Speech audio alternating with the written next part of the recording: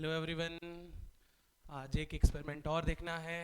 ठीक है, हमको यंग्स मॉडल्स निकालना है मटेरियल का, किसी मेटेलिक वार का, सेल्स मेथड को यूज़ करके।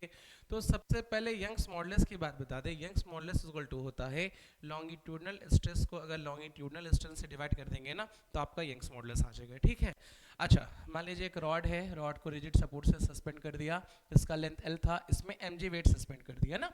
एम जी वेट सस्पेंड करने से इसमें change in length delta L आ गया, और मान लेते हैं इसका डायमीटर डी है या तो रेडियस आर है क्रॉस सेक्शन का। तो लॉन्गिट्यूडनल स्ट्रेस का मतलब फोर्स अपॉन एरिया, फोर्स की जगह एम जी अपॉन एरिया की जगह पाई आर स्क्वायर। ठीक है, और लॉन्गिट्यूडनल स्ट्रेस मतलब change in length by original length. इसको सॉल्व करेंगे, ये या तो ये फॉर्मूला हमारा मिल गया है ना, ये हमारा फॉर्मूला मिल गया वाई का यंग्स मॉडुलस का। यंग्स मॉडुलस से किसी मटेरियल का कांस्टेंट होता है जो इलास्टिसिटी को मेजर करता है लेंथ में, है ना। किसी मटेरियल का अगर यंग्स मॉडुलस ज़्यादा है मतलब वो ज़्यादा इलास्टिक है, और ये इलास्टिसिटी जनरली लेंथ में मेजर करेगा। ठीक है, अब किसी भी मेटालिक वार का ना हमको यंग्स मॉडुलस निकालना है। यंग्स मॉडुलस निकालने के लिए सेल्स मेथड होता है या सेल्स एपरेटस होता है। वो क्या होता है पहले वो देख लेते हैं ना। देखिए सेल्स एपरेटस थोड़ा समझिए, उसको भूल जाइए, है ना। ठीक है, सेल्स एपरेटस ऐसे आप दो फ्रेम ले लीजिए ऐसे ऐसे, है ना, एक ऐसे दो फ्रेम है। ठीक, इन दोनों फ्रेम में ना आप दो वार ले लीजिए, एक वार इधर एक वार इधर। एक वो वार ले लीजिए जिस वार का आपको यंग्स मॉडुलस निकालना है, तो दैट इज कॉल्ड एक्सपेरिमेंटल वार, है ना। और एक और वार लीजिए अनमाप जो आपको पहले से पता है ना, ऑक्सिलरी वार या रेफरेंस वार। तो यहाँ पे रेफरेंस वार लगा लीजिए। दो वार ले लिया, एक का जिसका निकालना है, एक हमारा रेफरेंस वार, है ना। अब आता है स्प्लिट लिमिट ना, ये स्प्लिट होता है। ठीक है, ये क्या करते हैं ना, सोचिए ये अगर ये ट्यूब होता, ट्रांसपेरेंट ट्यूब होता, इसके अंदर हम पानी भर देते और थोड़ा सा एयर भर देते ना, थोड़ा मतलब छोड़ देते जगह, तो छोड़ देते ऐसे करते तो ऊपर खाली दिखता, या तो इधर खाली दिखता, और बीच में करते बीच में खाली दिखता, है ना।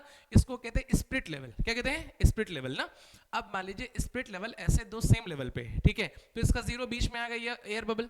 जैसे ही ये आप ऐसे बढ़ाएंगे तो ये वाला जो हमारा बबल है ऊपर भागेगा, या ये वाला भागेगा तो ये ऊपर भागेगा। तो स्प्लिट लेवल को मेंटेन करने के लिए, लेवल को चेक करने के लिए लिया जाता है कि ये दोनों पॉइंट सेम लेवल पे हैं या नहीं। अब समझिए क्या है, यही चीज यहाँ पे ये जो फ्रेम है ये स्पिरिट लेवल है, यहाँ पे दोनों वेट लगे हैं।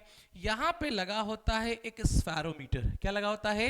स्फेरोमीटर, और ये इसका स्केल होता है। ठीक है, स्फेरोमीटर जैसे डिस्क होती है, डिस्क होती है ना, ये डिस्क होती है। आप डिस्क को जैसे जैसे घुमाएंगे ना, ये वाला ऊपर आएगा, या नीचे करेंगे तो ये नीचे आएगा ना, मतलब कि वार ऐसे है। अब ये थोड़ा सा टेढ़ा हो गया, आप डिस्क को खोल के नीचे कर सकते, सीधा कर सकते, या डिस्क को घुमा के इसको ऊपर कर सकते हैं ना।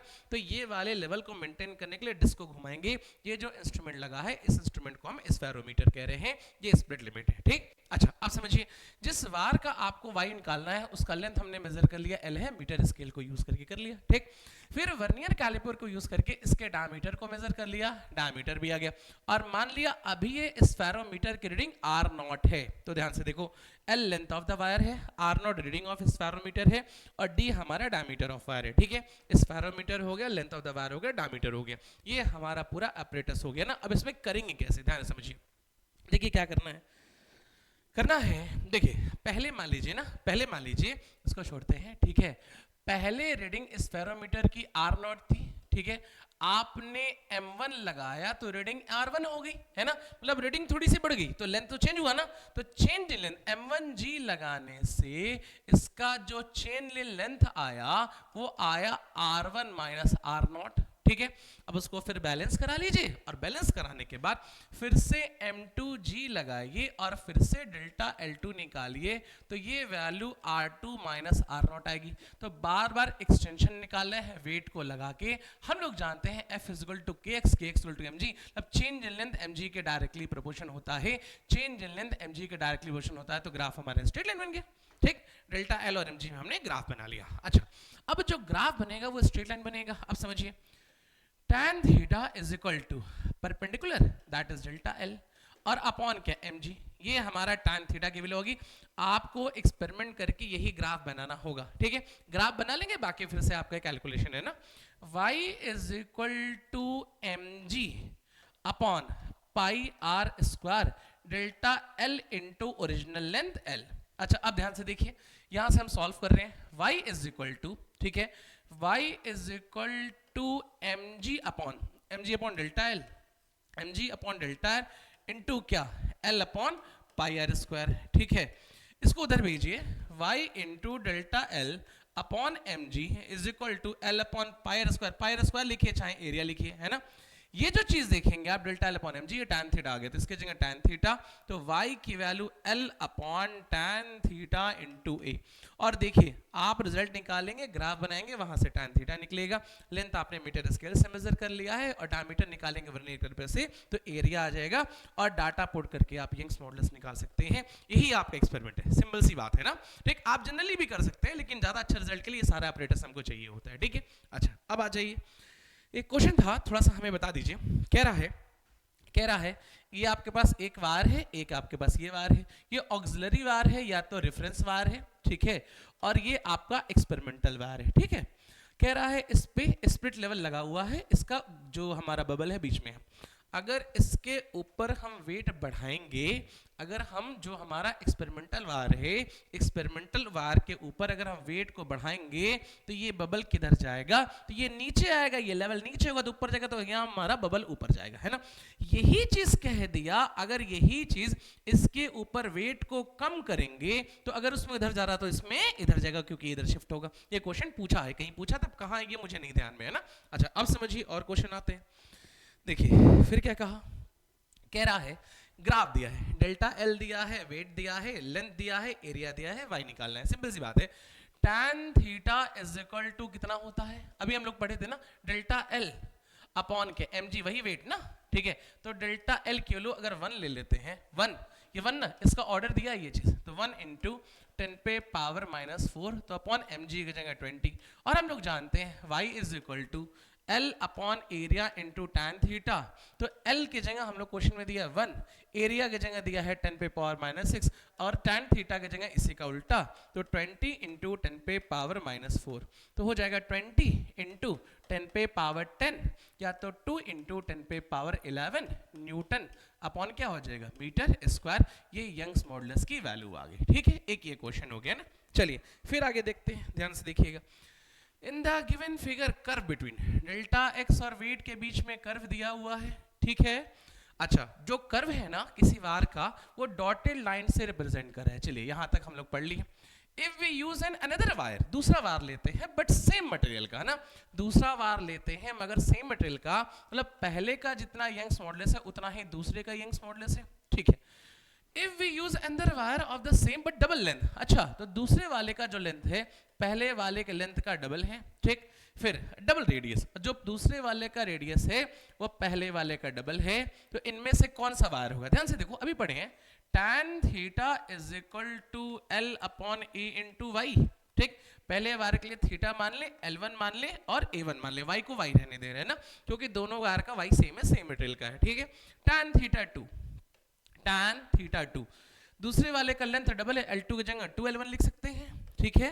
y की जगह y। अच्छा एक बात बताइए, एरिया पाई आर स्क्वायर होता है ना, ठीक है। अगर रेडियस डबल होगा तो ये 2 का स्क्वायर 4 होगा, रेडियस डबल होगा तो एरिया 4 टाइम्स होगा ना, तो इसके जगह 4A1 लिख लें तो 2 से 2 कैंसिल हो जाएगा, बचेगा L1 upon 2A1 into Y. ये वैल्यू हमारी tan थीटा 1 है, तो tan थीटा 1 अपॉन 2 आ गया।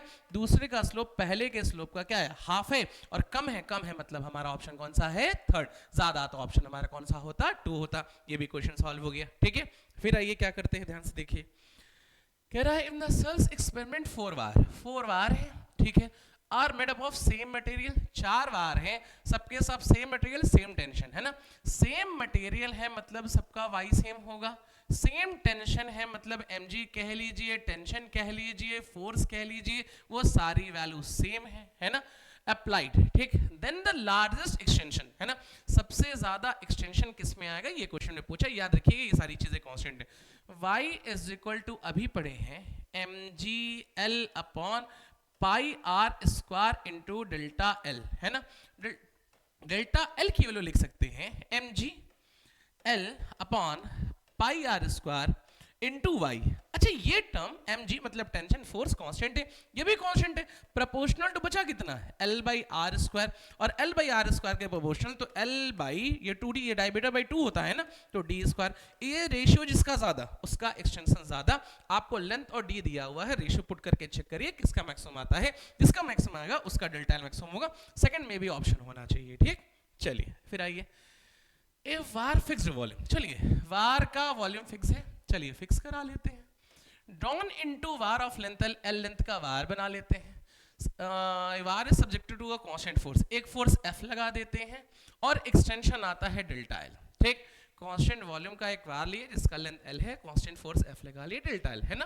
कह रहा है कि इन सारे रिलेशन में से ना किस रिलेशन का ग्राफ हमारा स्ट्रेट लाइन आएगा। तो ध्यान से देखिए, y इज इक्वल टू क्या लिखें, f upon f into L a into क्या पाई आर स्क्वायर है ना, या आर ए नहीं इंटू डेल्टा एल, सॉरी एक मिनट। तो क्या आ गया, f पूरा ही लिख लेते हैं फिर से, ठीक है। क्या लिखते हैं, f upon a delta l into L है ना।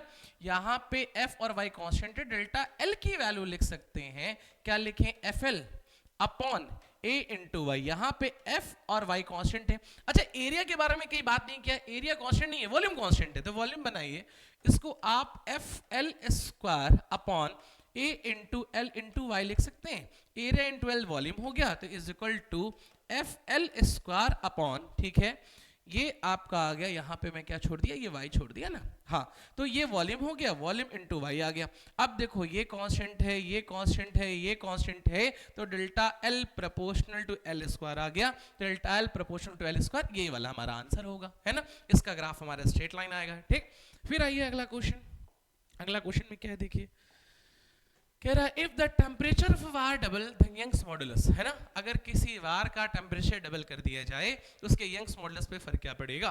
ध्यान से देखिए, है ना, y is equal to stress upon strain, stress upon strain.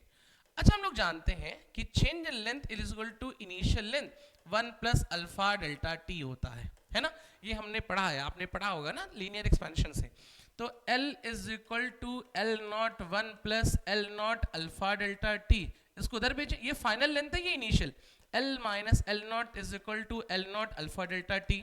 L minus L not change in length है, इसको नीचे भेज दें, is equal to alpha delta T. Change in length upon original length क्या होता है, स्ट्रेन होता है ना, तो यहाँ वैल्यू पुट करिए, is equal to stress upon strain का मतलब आ गया, लिख सकते हैं अल्फा इंटू डेल्टा टी। अब देखो y जो आया टेम्परेचर के कैसा आया, इनवर्सली, अगर कहीं पे टेम्परेचर डबल हो या बढ़े, टेम्परेचर बढ़े तो यंग्स मॉडुलस घटेगा, तो यहाँ पे यंग्स मॉडुलस की वैल्यू हमारी डिक्रीज कर गई। ये हमारा एक्सपेरिमेंट हो गया, इस रिलेटेड क्वेश्चन हो गए, ये आपका पूरा यंग्स मॉडुलस का क्वेश्चन हो गया ना। बाकी नेक्स्ट टर्न पे नेक्स्ट क्लास में नेक्स्ट वीडियो या नेक्स्ट एक्सपेरिमेंट शेयर करेंगे, नेक्स्ट एक्सपेरिमेंट को डिस्कस करेंगे ना। चलिए, थैंक यू।